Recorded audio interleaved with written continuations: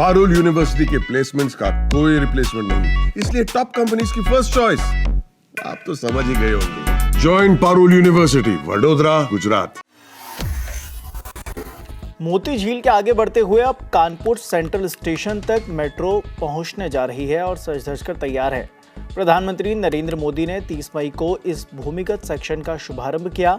31 मई से आम शहरी भी इस सेक्शन में सुनहरे सफर का आनंद ले सकेंगे। मेट्रो ने भी यात्रियों के स्वागत की खास तैयारी कर रखी है। शनिवार को सुबह सबसे पहले टिकट लेने वाले 3 यात्रियों को गुलाब के फूल देकर उनका स्वागत किया जाएगा। ये व्यवस्था मेट्रो के सभी भूमिगत स्टेशनों पर रहेगी। वहीं यात्रा शुरू होने के बाद यात्रियों को ट्रेन में बिस्कुट भी उपलब्ध कराए जाएंगे। शुरुआती कुछ घंटों में इन्हें सभी यात्रियों को दिया जाएगा। इसके साथ ही मेट्रो अधिकारियों ने पहले ही दिन यात्रियों की गिनती का रिकॉर्ड टूटने की भी संभावना जताई है। मेट्रो में अब तक का सबसे ज्यादा एक दिन में 45,000 यात्रियों ने यात्रा की थी। ये एक रिकॉर्ड था। यह आंकड़ा 1 जनवरी 2022 का है। तब IIT से मोती झील तक ही मेट्रो चलती थी।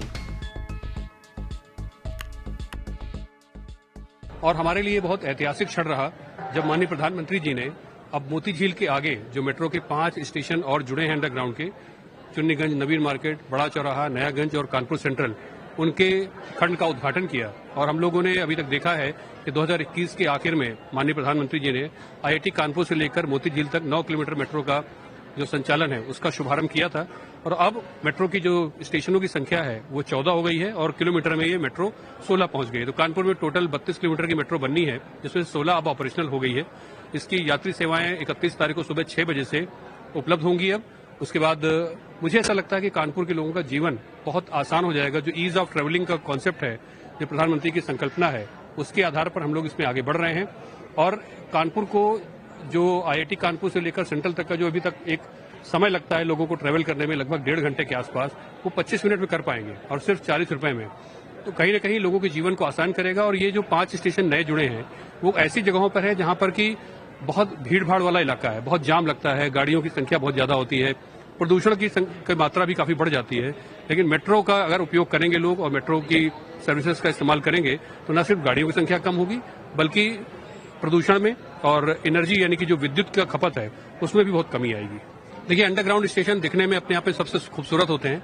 एलिवेटेड स्टेशन हमारे सुंदर पहले से बने हुए हैं, लेकिन अंडरग्राउंड में जब आप आते हैं तो आपको सबसे पहले ठंडक का एहसास होता है।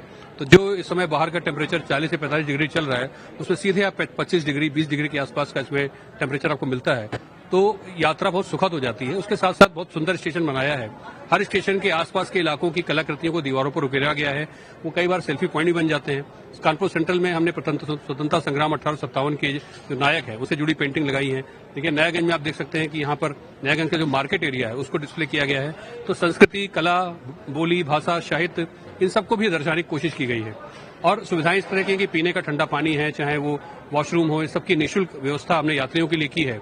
और आने जाने के लिए लिफ्ट हो या एस्केलेटर्स हो, हमारे बुजुर्ग हो, दिव्यांग हो, कोई भी स्त्री है, बच्चे हैं, उन सभी के लिए यात्रा बहुत आसान हो जाएगी।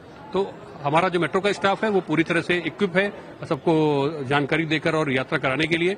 जगह जगह पे इन्फॉर्मेशन डिस्प्ले लगाए गए हैं जिससे लोगों को आने जाने में या और जो डायरेक्शंस है उसको देखने में आसानी हो।